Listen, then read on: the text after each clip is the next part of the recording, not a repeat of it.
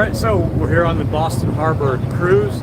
We're coming back in the port, so I'll show you the beautiful downtown skyline as we get closer to the port. Got Bailey right here. And I'm also here with my friends, street performer and magician and caricature artist right there. Having a great time on the Boston Harbor boat cruise. Yeah. Lots of great information, things I surely would never have known if I had not come on this wonderful cruise.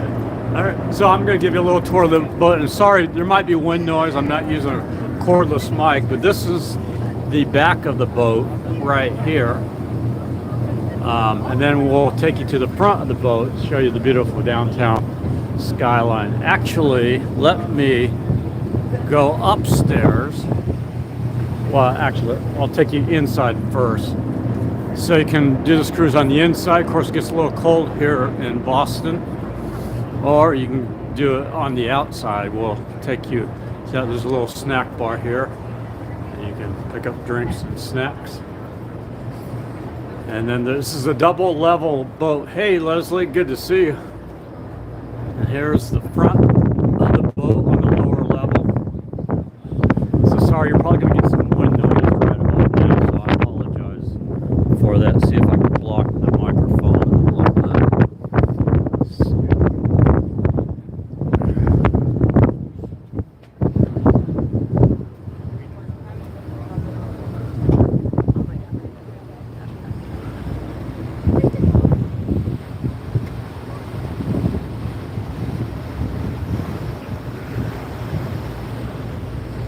Hi everyone, welcome back.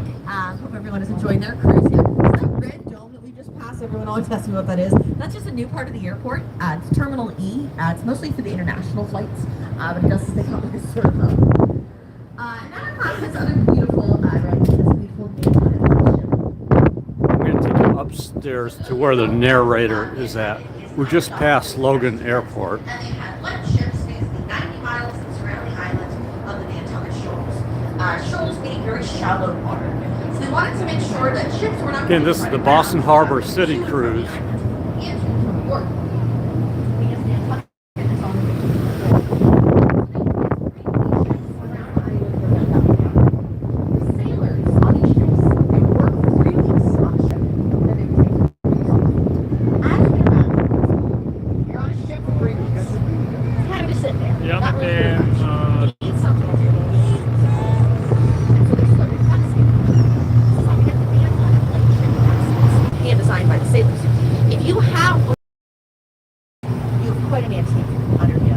One basket can be worth up to $30,000. So now we're passing Pierce Park. You'll see at the end of Pierce Park there's this monument, kind of looks like a spaceship.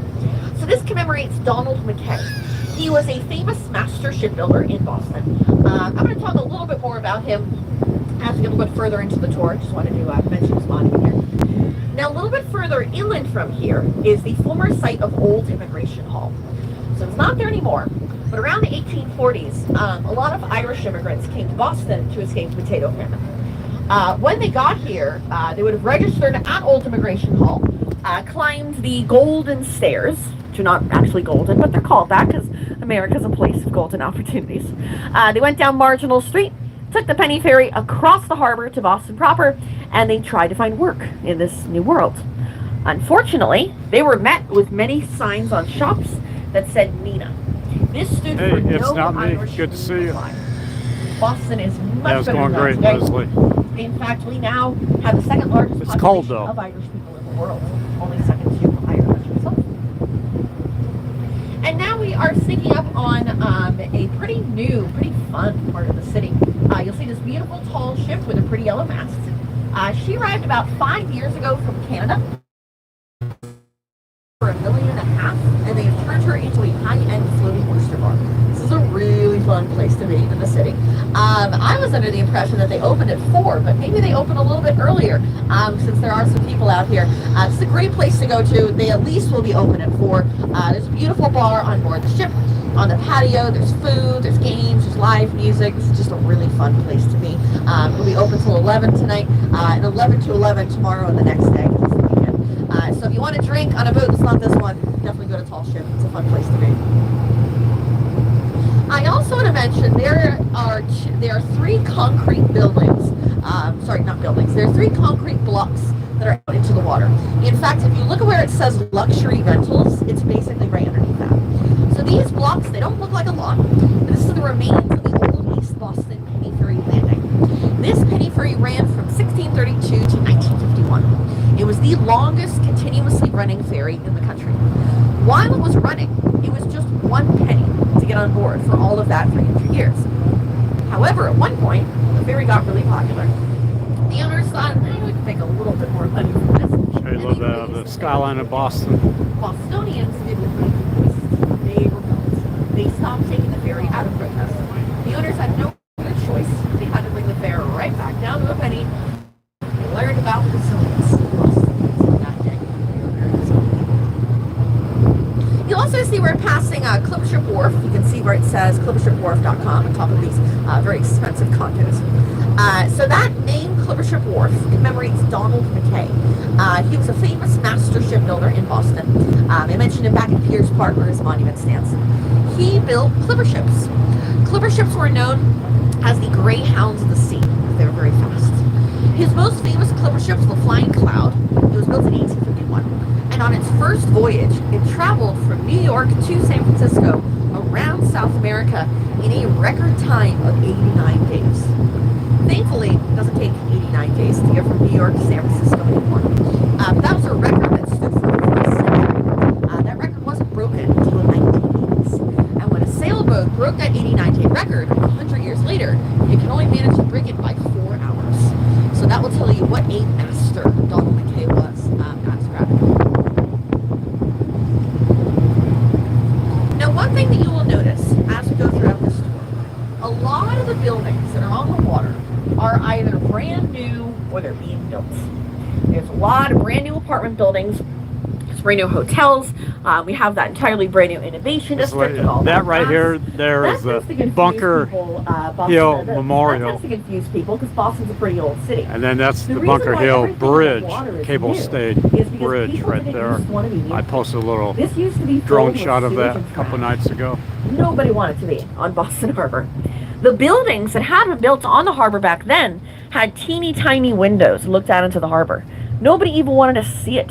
It was an embarrassment.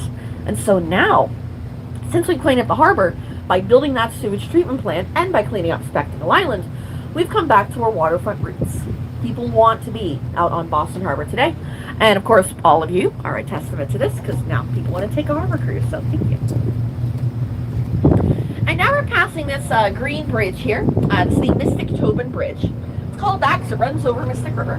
And Governor Tobin was the governor when it was built. Not the most green thing, but an interesting color. It is painted Fenway green. It's in reference to Fenway Park, where our Red Sox play. Bostonians love their sports. It's a big, big part of our culture. You see that as you walk around the city. Red Sox caps, Patriots jerseys everywhere. Big part of the yard. We'll pass TD Garden in a bit where the Celtics took the championship this year. That's a big deal. The bridge itself is longer than what it looks like from here. The entire thing is 2.5 miles long.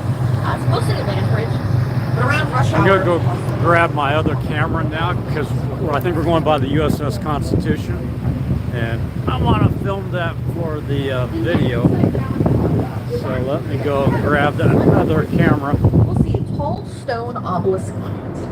This is the Bunker Hill monument. Back inside. The Battle of Bunker Hill. The Battle of Bunker Hill didn't happen on Bunker Hill. It was supposed to. The Patriot General told his men to go to Bunker Hill. They accidentally went to Breed's Hill and still called the Battle of Bunker Hill. Nobody really knows why. Even more odd, the Bunker Hill monument actually sits on Breed's Hill where the battle happened. It is so-called Battle of Bunker Hill. It's one of the first major battles in the Revolution. During that battle, the Patriot General told his men, don't fire till you can see the whites of their eyes. And now we have arrived at the Charlestown Navy Yard, looking at 2 pretty cool ships. This first ship, the gray ship, this is the USS Cassin Young. She's a World War II one of the last ships hit by a kamikaze off the coast of Okinawa. When it hit, unfortunately, it did kill 22 sailors, but it didn't sink the ship. Charlestown Navy Yard as your local museum. And on the other side of the Navy Yard, we have the world's famous USS Constitution. She was built in 1797. She is the oldest. So that's the USS Constitution right there, the oldest ship, I believe, in America. I think it was built in the mid to early 1600s. And it still operates too. You can actually take a cruise. Now it doesn't go out very often, but once in a while they do a cruise where you can sail out on it. It's pretty expensive. Actually made out of iron, but it did give her the nickname Old Iron. Her sides are made out of 22-inch thick Georgia limestone.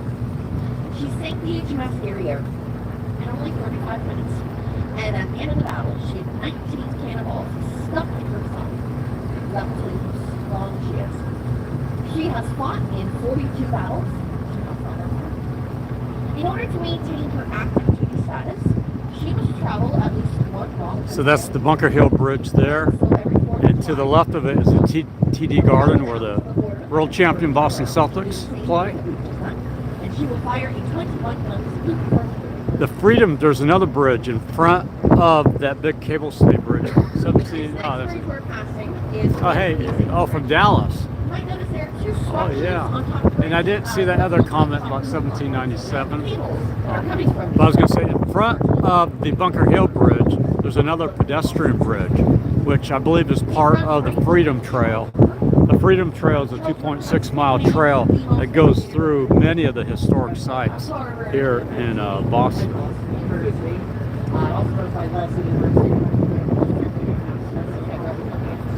And of course, behind the same bridge, TD Garden, very important. And that's, I believe that's Highway 1 that goes over that bridge.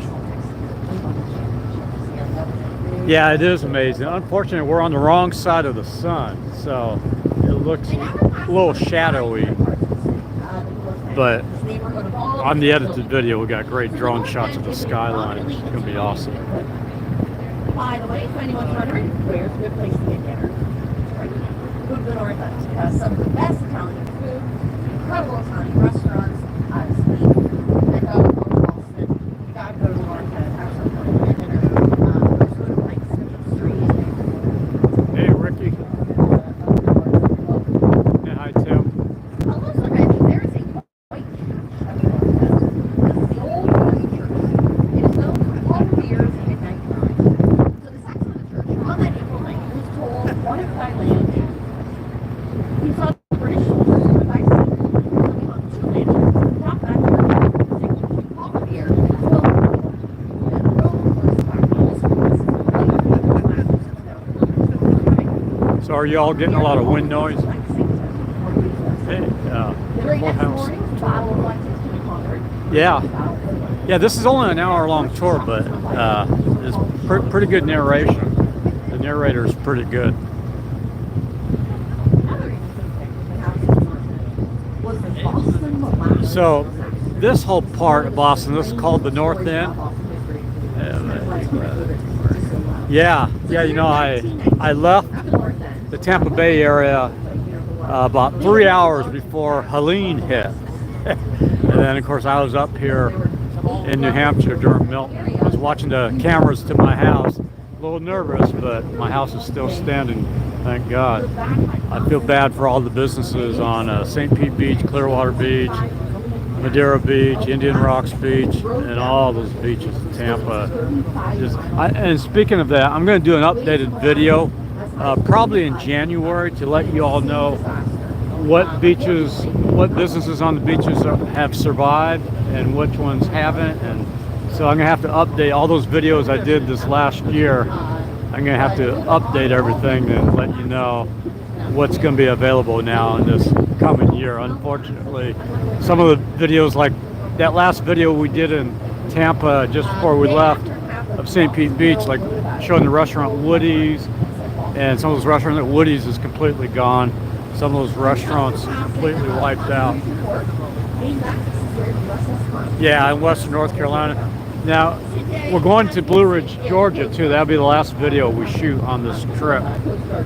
So, we'll be going through the area through North Carolina.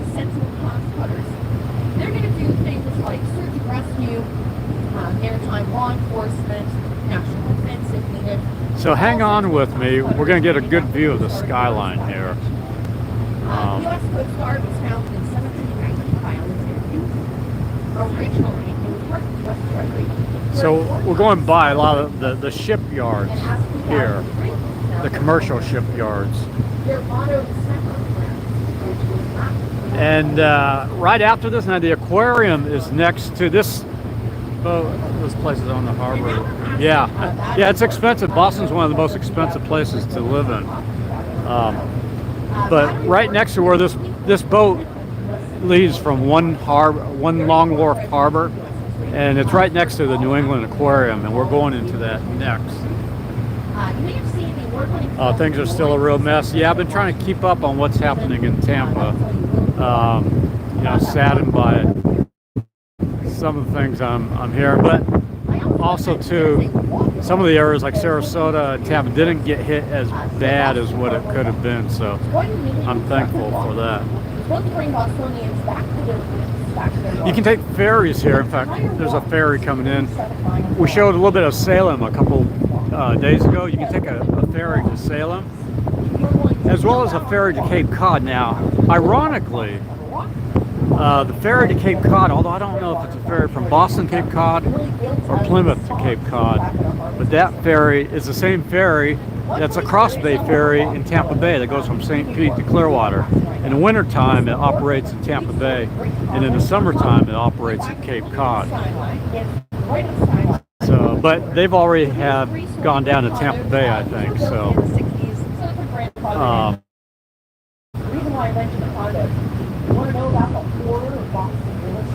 then after, let me read it.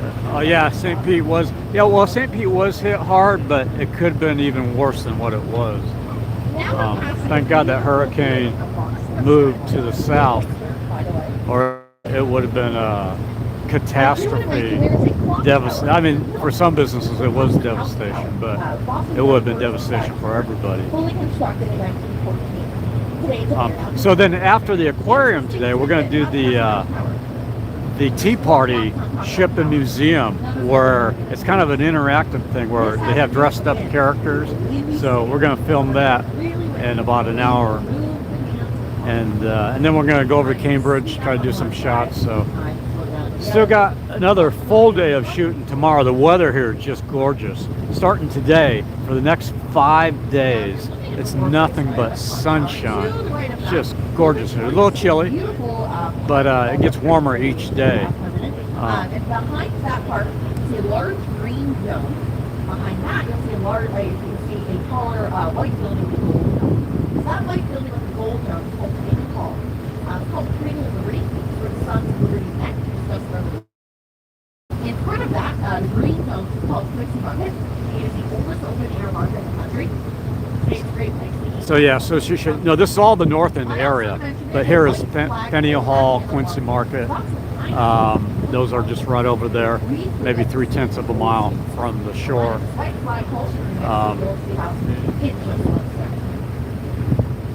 But Boston is just gorgeous. There it is, right down the Long Wharf, the gold dome.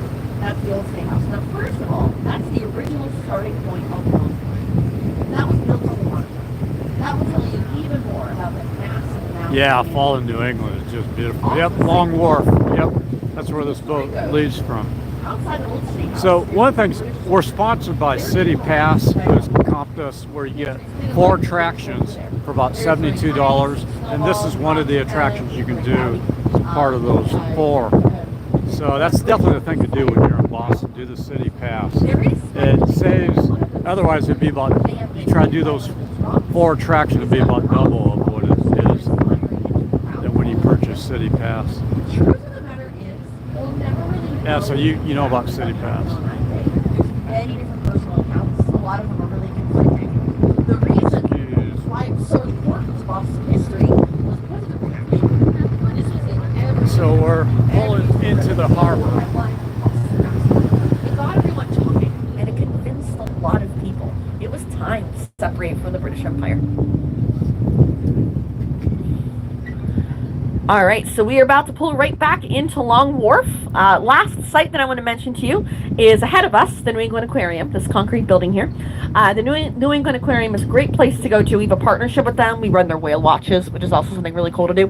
The aquarium itself has over 3,000 species of fish, over 20,000 animals.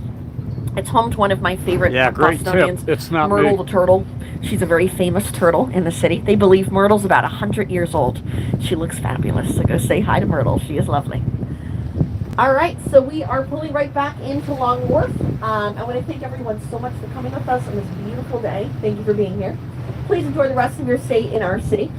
Special thank you to Captain Doug and the crew for all of their hard work. As you exit the gangway, please make sure to use the handrails and be very careful. And if you enjoyed your tour, please let me know. I will be at the end of the gangway to bid you all farewell. Very much appreciated. Thank you, everyone. Have a lovely day in the city and enjoy Boston.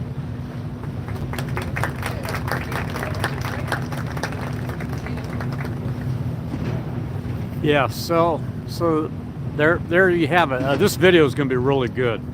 We did the Prudential Center. That's the observation deck, one of those skyscrapers where you go to the top. I highly recommend that. That's also part of the city pass, or if you do it by itself, I think it's $25 for adults and maybe $10 for kids. But that's totally worth it. The view from up there is just awesome. Boston's such a pretty city, especially when you're looking at it from up on high. So I'd recommend doing that. That's called View Boston, and it's done from the Prudential Center. But yeah, I got lots of tips, you know, and the most important tip is don't drive in Boston. The subway system here is good. The rapid transportation, it's really good. So save yourself the stress. Don't deal with the Boston traffic and use that. The rapid transportation in the subway will pretty much take you everywhere you need to go. So I definitely recommend doing that. I also got a good recommendation for a hotel. The Howard Johnson's in Quincy is just awesome because it's about a half mile from the subway system, from the Wollaston subway stop. I've been really happy with that. We also stayed at the Ramada Inn when we were here 2 weeks ago filming the Red Sox and the Patriots. But right now I'm in the Howard Johnson's Inn, a great place, really good. You know, Howard Johnson's used to be a joke hotel, but the Howard Johnson's I've seen lately are really good. They're remodeled, so that I would recommend. You know, if you're looking for a place to stay in Boston, it's reasonable. I mean, you're still going to pay about $200 to $300 this time of year, but I highly recommend that. So anyways, I'm back. We got to go to the aquarium, so thank you all. Appreciate your support and everything. Bailey, there's Bailey. Bailey's been having a great time. Bailey loves the Boston Common. There's so many squirrels. That's her favorite park in the whole world now. Yeah, seen her, I bet. So anyways, thank you all. We'll try to do a live video in the next day or two as well.